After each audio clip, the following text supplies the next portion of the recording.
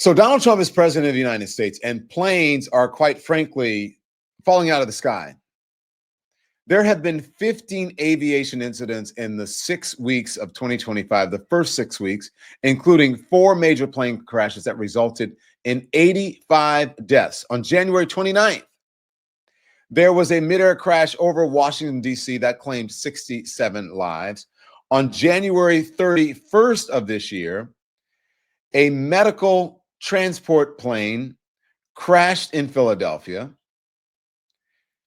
And then there was this one on February 6th, where a Bering Air flight crashed in Alaska. On February 10th, a Lear jet collided with a park jet in Scottsdale, Arizona.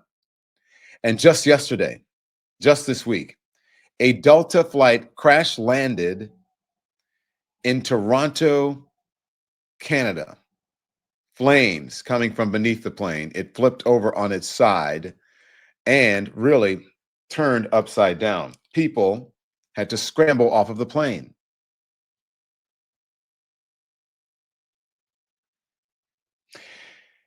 And the big question is it perhaps this stuff that is related to Donald Trump and the mass firing campaign at the FAA? Is it perhaps because hundreds of workers are who usually focused on radar, landing, and navigational maintenance, that they have been let go? I want to have a conversation, and I want to have that conversation with someone who knows their stuff.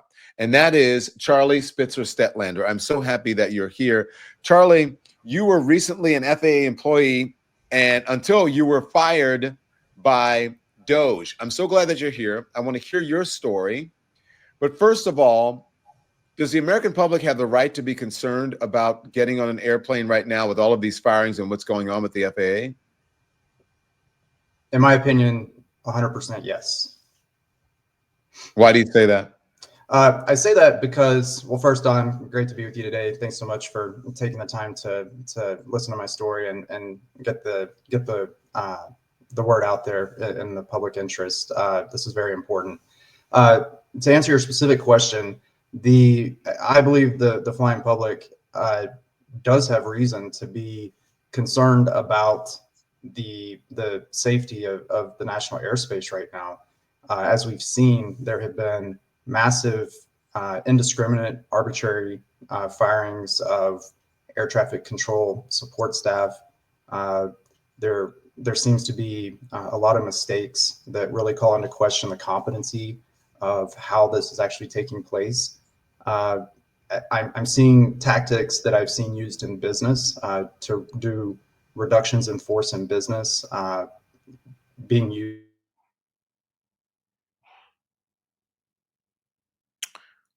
We lost in the airspace.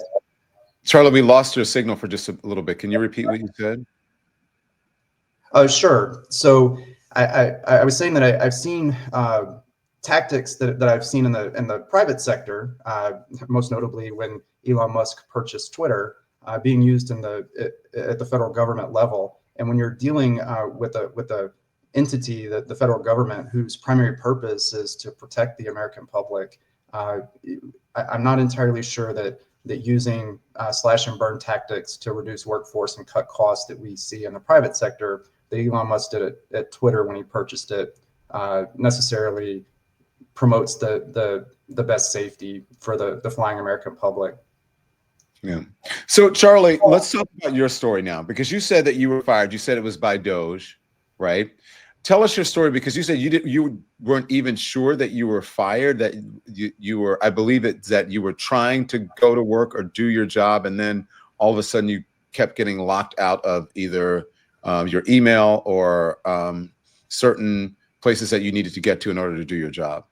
Yeah, so let me back up just a little bit. So I was recruited over to the FAA National Defense Program in March of 2024. I was currently working as the legislative director for the deputy mayor in the District of Columbia. And the FAA recruited me to join the National Airspace Defense Program here at the FAA, tasked with carrying out some very significant and important and critical national security functions and making sure that the domestic airspace is secure. not only from domestic threats, but also from foreign adversaries. The National Defense Program of the FAA was started post 9/11. Prior to 9/11, I think our defense posture here in America was that the attacks came from, would come from outside our borders and come in at us. But when 9/11 happened, we saw that our national airspace was incredibly vulnerable to domestic attacks. And there, the National Defense Program was started. I was recruited over to that to work on some very important national security projects.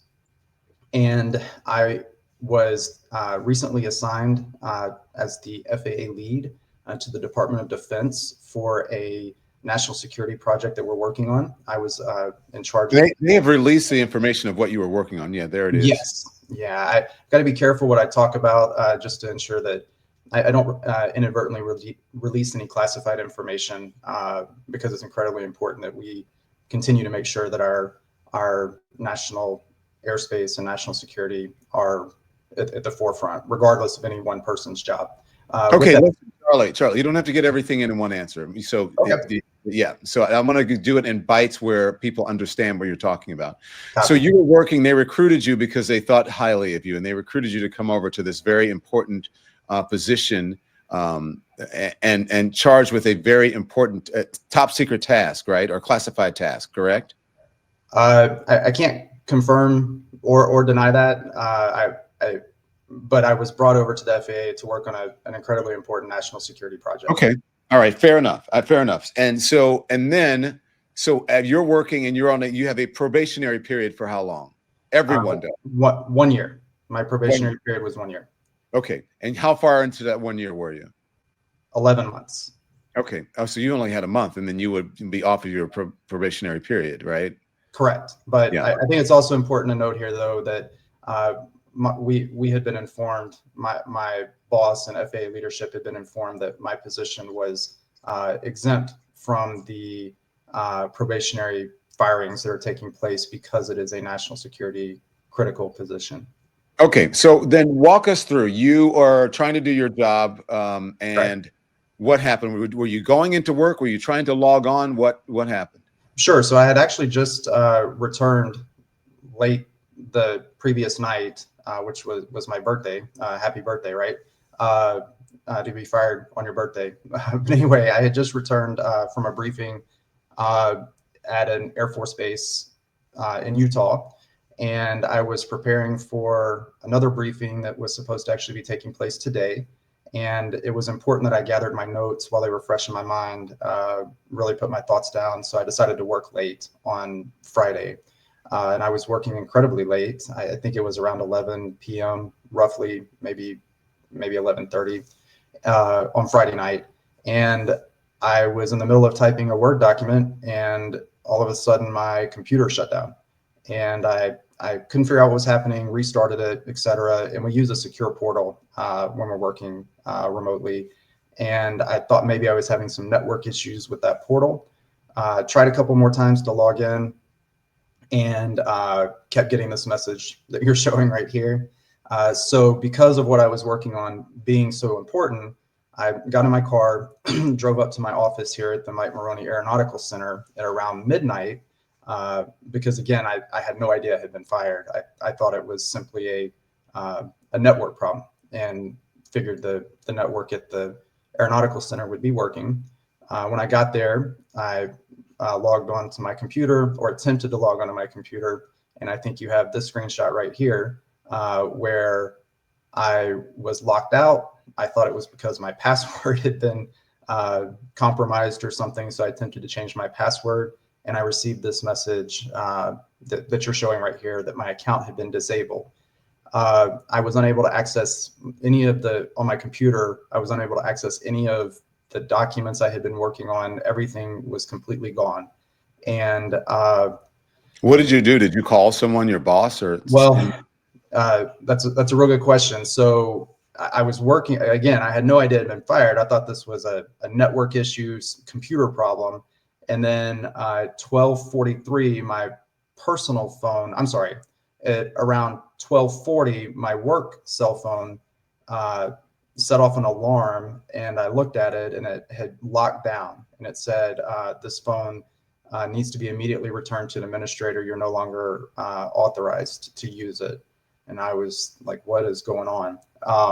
And then at 12:43 a.m., I received an email to my personal email address. My personal phone beeped, and I had an email from what appeared to be a spam email address telling me that I was terminated. This email address, right?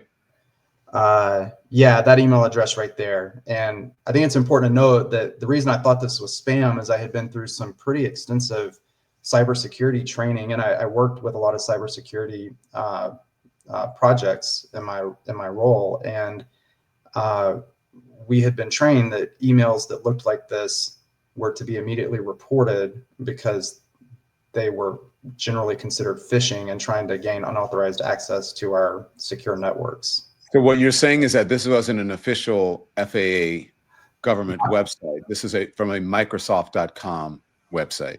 Right. I can only speak to what Charlie's knowledge and experience is, and Charlie's knowledge and experience is that that any email that comes from a government account, well, within the FAA, would be at FAA.gov, and any email that would come from OPM or any other federal agency would come from, a .gov email address. .gov, got it. Okay, and so then you get this, and then walk us through. I believe this is the email. We have a copy of it. So you get this email, and it comes from. So you didn't really recognize it, right? And then so it says that notification of termination during probationary period. Correct. Correct. And I got it. Now you got to understand, I thought it was spam, right? So I was very confused because my phone had turned off, my computer had turned off, I was blocked from the network. I received this personal email of termination, but it looked like a spam phishing email that I would have been required to have reported as such. So I was very confused about what was going on. So let's go through it so you can see what was happening. I regrettably inform you that I hereby removing you from your position with U.S. Department of Transportation, Federal Aviation Administration, and Federal Service, consistent with the above references, effective February 14th, 2025. Did you access, you said this was a 15th that you received this, and it said that it was effective February 14th? Yeah, I received this at 12:43 a.m. on February 15th. And I had already worked a full day on the 14th. Okay. And so when you got this and you went through, is this a standard letter that you get, if we could go through it? Because it mentions your probationary period. And then it also says, keep going with the letter. What's the next screen? I think maybe the previous screen is what we're looking for. Was that the one where it says that because of your performance? It says because of your performance, right? Right. And I'm sorry, I didn't mean to interrupt you there. No, go for it. I was very caught off guard by this. Again, very confused. You gotta understand, I had no idea what was happening. And in my world and my job and the nature of the work I do, being a national security, working in some very sensitive projects, I did not know if this was some sort of an attack from a foreign adversary. I didn't know what this was, right? And so who did you call? What did you do? Did you call someone? Well, it took me a second to understand it, right? I had to understand what was going on. I was really confused when I saw the performance component, and I think we'll talk about that later, but it caught me off guard. And if you go back up to the top of the email, there was also something else that was, I think it's the second page. There you go. I regretfully inform you that I am hereby removing you. It's referring to an I, right? A person, but the email was unsigned. So there's no signature on the email. So I have no idea who this person is, who this I is. So I immediately sent a text message to my boss, right? It was late. I didn't want to call him. So I sent a text message saying, I'm paraphrasing here, but I think I may have been fired. I'm not sure. I'm locked out of the system, advise, tell me what to do. And what happened? Well, obviously they were asleep. My boss was asleep, but he responded to me the next morning, and and while I want to protect communications, that I've had with my boss, because he honestly, I believe, is just a victim in this as well. He had no idea that this had occurred, primarily for two reasons. One, we had been told that my position was the national security exempt position from these probationary terminations, and two, my performance was excellent. I had just gotten an excellent performance evaluation for my first year. He had actually just completed my probationary paperwork and filed it with OPM, saying that I had successfully completed my probation. They have to send it in about a month before your probation ends. And so Charlie, so if your boss didn't know, then who fired you? I mean, like, I pride myself on being able to answer questions that I'm asked, but I can't answer that question. I have no idea. And I can tell you that, as of today, that it's still very confusing. Nobody seems to know. You've spoken, you don't know who fired you, but you have spoken to your boss since, and your boss is telling you that it didn't. Am I correct that it didn't come from them? I have spoken to multiple people in leadership at the FAA who have told me that this did not come from the FAA. So who did it come from, you think? Who do I think? I think it came from DOGE. I mean, I think it came from Elon Musk, a leadership person at the FAA. I won't divulge their name, but someone in upper leadership at the FAA, in a conversation about this, when I asked, who fired me? I really want to know who fired me, right? What have I done wrong? Because this was just incredibly stressful and confusing and gaslighting. And he said OPM, and then he responded back and said, which OPM right now is Elon Musk. So and I think we're going to get into maybe some of the other things as to why I believe it was DOGE and that group of folks. Well, but go ahead. I mean, why do you believe it was DOGE in that group of folks? Because number one, you're not the only person that they fired that you know of, but why do you think it was DOGE? Well, there were only two of us that are probationary employees that were fired in my office. That were only two of us, because our positions are national security exempt, allegedly. And there are multiple probationary employees. And I want to be clear, all the work that everybody does in my office is incredibly important. But there are multiple probationary employees that were not fired who have less responsibilities than myself and this other person. And I am linked to this other person because she's a friend of mine. And we had recently sent out an invitation on our Microsoft Teams to the office. I'm hosting a baby shower for her. And so I believe it was a targeted firing, and I believe that she may have been caught up in it because of her association with me. You think they were retaliating for something? 100%. And what is that? I think that, I've been very, in my own time, exercising my protected First Amendment right, which is allowed and provided for in the OPM manuals that govern federal workers. I have been critical of some of the actions of the Trump administration, and specifically, as a Jewish person, I was incredibly upset and offended when I saw Elon Musk do what I believed to be, a Hail Hitler salute during Donald Trump's inauguration parade, I think that was indoors. And when he did that, I went on my social media page, which I have, some followers, a pretty good number of followers on there. And I posted something that was critical of Elon Musk, I believe, of Twitter and Tesla. And what you're posting here. You said if you're still on X, or if you're driving a Tesla, you're part of the problem. Okay. Correct. And as you can see, a Department of Government Efficiency, you can't see the entire name there because I guess it's zoomed in, but it's a DOGE Facebook account that appears to have reacted in a laughing way at this post that I made.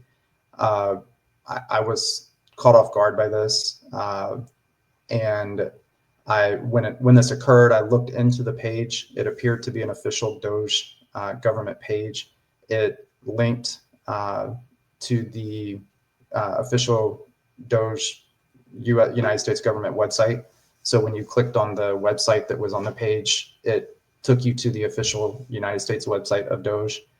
In addition, it showed the owner of the page being the official DOGE X, I keep wanting to say Twitter, but the official DOGE X page.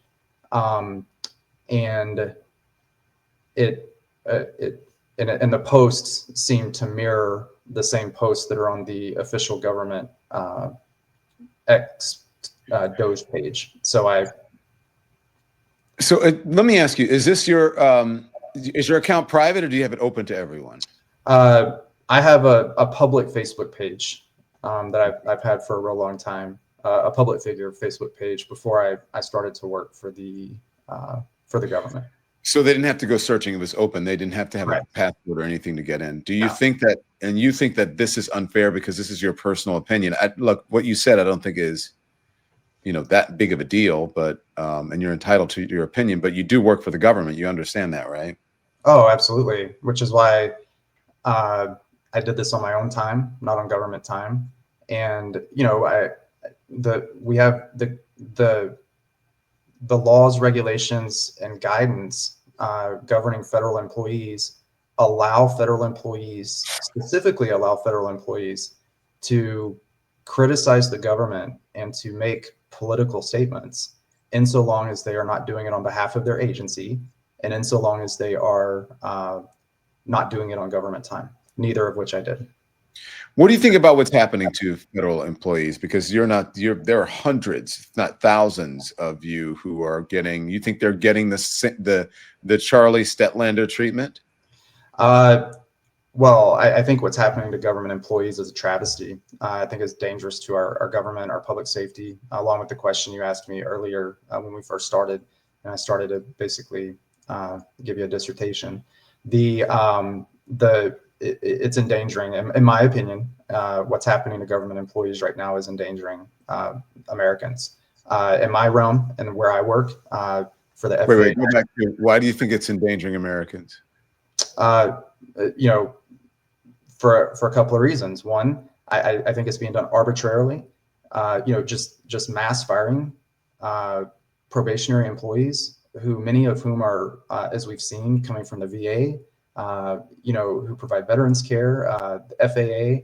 I think we saw yesterday that there were hundreds of FAA air traffic control support staff that were fired, who have very important jobs of protecting the flying public. And then, Elon Musk and the Secretary of Transportation appear to be at the air traffic control headquarters yesterday, where there's talks of SpaceX taking over the void that has been left by these firings.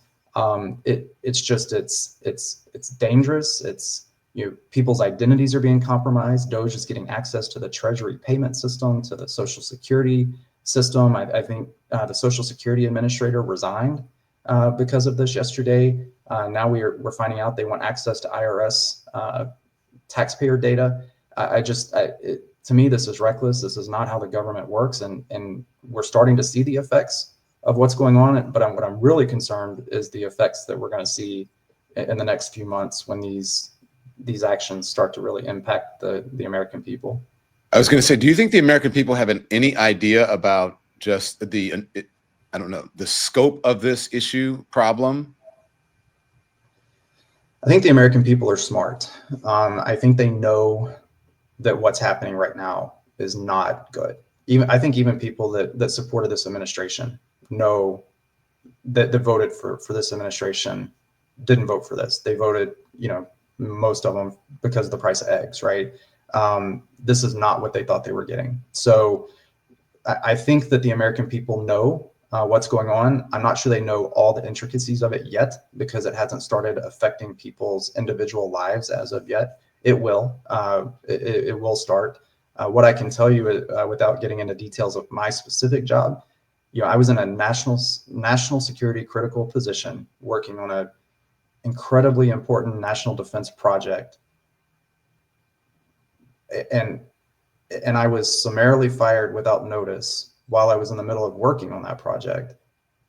And no one from the government, as of right now, 12, whatever time it is on Tuesday, no one from the government has even contacted me to do a debrief, to say, hey, can we sit down with you just to maybe do a knowledge transfer so that we can get the information that you had in your brain or that you were working on, so that there's not a gap in national security.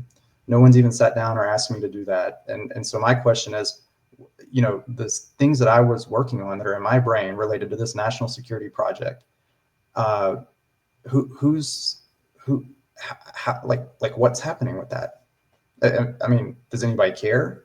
And does it leave us less safe? I mean, again, I think I told you this when we talked previously, that my job's just a teaspoon in an ocean, right? But when you have a whole bunch of teaspoons, it makes an ocean, and it only takes getting it wrong one time.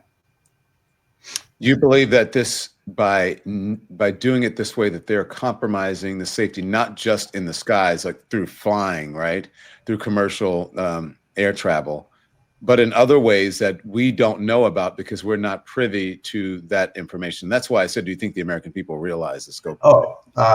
Right. So I understand the question now. So I'm trying to figure out how to answer that while maintaining, honoring my obligations. Well, I think it's fairly simple. Is that, look, it's a reason that your job was classified. And I think the American people are aware that people have classified positions where, the average person, the public, should not know about. And if there are others like you who are being let go, that's problematic. Agree, 100%. And what I can tell you is that I was working on a national security project that the Air Force had issued a press release on, that I think you showed, that was something that it was to keep the American public safe, right? Yeah. And I'm now no longer working on it, and all of the knowledge that I had is completely gone. And as is my coworker, my friend who we became friends at work, her knowledge is gone too. Yeah. There's a better way? Do you think there's a more humane way to do it? I think you referenced that at the top, mentioning the Twitter firings. Yeah, I'm glad you brought that up. So I want to be clear about the humanity, right? Of course, there is a better way to do this in a humane way, but my perspective, my issue is not about humanity with regard to me, right? I took this job. I think I've also told you, I gave up a job making more money, more prestigious, to take this job because I really, really cared about the mission, and because I wanted to do my part to help protect national security and give back to my country. And I woke up every day loving my job.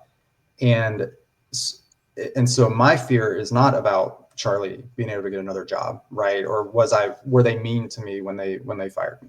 Was it not done humanely enough? My concern is the risk that the danger and the risk that this causes, not just Charlie, but everybody else that this is happening to, whether it's at the Nuclear Security Agency, or whether it's with the air traffic control staff. And this is just the beginning. These firings of the probationary employees, I think we've been told that there's massive layoffs coming. Agencies have been told to prepare for up to 50% layoffs of their staff. And if they're firing national security folks, I don't even know how to process it. Are you going to contest your termination? Yes, I'm appealing my termination. So there are only two ways that a probationary employee can appeal their termination. The first is if, and don't ask me why, but marital status. So if you're a probationary employee that's terminated based on your marital status, that is grounds for appeal. The second avenue is if you are terminated for political reasons, political retaliation. And I think that I have very strong evidence that I was terminated for political retaliation. Would you take legal action? Yes. Are you going to take legal action? Yes. And where are you in the process with that? There are deadlines that are very tight deadlines to do those things, and so it will have to be soon. It will be taking place soon. What are you hearing from the folks you know? You mentioned it a little bit, but the people you know who are still there. Oh, I think this goes back to your question that you asked earlier about, is the public safe, right? So we've got there's another effect of this, is not just those of us that are gone, summarily gone, and the void that leaves, and the risk and the harm that causes, the direct harm, but there's also the morale, and how, and what I can tell you is that this is of those that are staying, right? The morale of those that are staying. And so you asked me, have I heard from those folks and how are they taking it? I'm very concerned about the morale. I'm also concerned about the fact that we're about to have a massive talent drain at the federal government, because folks aren't stupid, right? I very rarely use absolutes, but I'm going to use one here. Every person that I worked with in my division was there for the right reasons. So this crap that we hear Musk and everybody talk about, low productivity, or leeching off the federal government, or go get a job in the private sector, that's crap. I watch people work 60, 70, 80 hours a week, give up jobs making a lot more money to take these jobs, because they really truly care for the mission. And but now they also have families, they have mortgages, they have to look out for themselves. And so when you summarily fire people like me in the office, they're not dumb. They know what's coming or what could be coming. So they're looking for jobs, and they have to, right? And so you not only have low morale for the people that are still there, and chaos. There's also the sense of chaos and constant chaos that I was even experiencing even before I was fired. Just the constant chaos and uncertainty, which is no way to run a government. It's also no way to run a national security division of a government. So you've not only got the low morale, but you're also going to have a whole lot of people that are going to leave voluntarily to go take other jobs. And my question is, who's going to step in at that point? Is it going to Elon Musk? I mean, what's going on? What do you want to come out of this? Wow. Well, Don, that's a good therapist question. So hadn't thought about it. What do I want to come out of it? I want to raise awareness, right? I want to raise awareness about what happened. Again, not about Charlie, but about what's happening right now with these arbitrary firings. And I want to be clear, I think these firings are unlawful. What I want to happen is I would like to see the administration or DOGE stop doing it, but I don't think that's likely going to happen. So I think I would like to see a court step in and actually block it and say, no, DOGE, one, you're not a department. Only Congress can create a department. Congress has not created you. You can call yourself whatever you want after some gimmick Bitcoin DOGE, but you don't have authority. The Trump administration argued yesterday in federal court, that Elon Musk and DOGE are just advisors. They aren't a department, right? But they're acting like a department, because where I come from, advisors don't have the authority to fire people. And so I'd like to see a court step in and stop it and say, enough, issue a restraining order, reinstate those of us who have been fired, let us get back to work, stop the chaos, stop the uncertainty, because the American people deserve better than this. Is there anything that you want from our government, from lawmakers? Do you think that they're doing enough, at least the opposition, be they Democrats or people who don't support MAGA or DOGE? Let me think on that question. So that's a really good question. So I've been contacted by some folks in Congress, right? Wanting to talk to me about what's happened, wanting to see what they can do to help. I have to tell you, not much surprises me in politics, but I am surprised to see the members of Congress essentially ceding their power to an unelected billionaire who is acting in a way that is making our country less safe. And so I'm not entirely sure what will be the catalyst that causes them to act. But to answer your direct question, no, I'm not happy with what they've been doing. I mean, we're having hundreds of thousands of probationary employees that the federal government summarily fired, including those in national security and public safety roles. The things I talked to you earlier about the compromising of taxpayer data, et cetera, et cetera.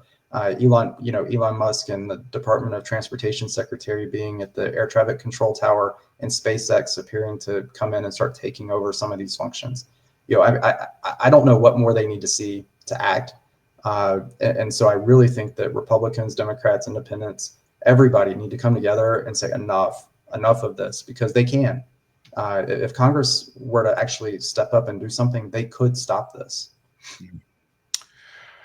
Charlie Stadtlander, thank you so much. Best of luck to you, okay? Thank you. Thanks. Thanks everyone for watching. Your support means the world to us. So make sure you hit the like button and you subscribe to our channel to make sure that you never ever miss a video. We're live every day, 10 a.m. Eastern time. We drop even more content at 2 p.m. Eastern and 5 p.m. Eastern. And if you want more Don Lemon Show content, we'd love for you to become a member of the Lemon community, where you will receive access to special community posts. You'll get exclusive content and members only live shows. So head over to our channel page or click the join button on this video. Again, thank you for watching. We appreciate your love and your support, and we will see you next time.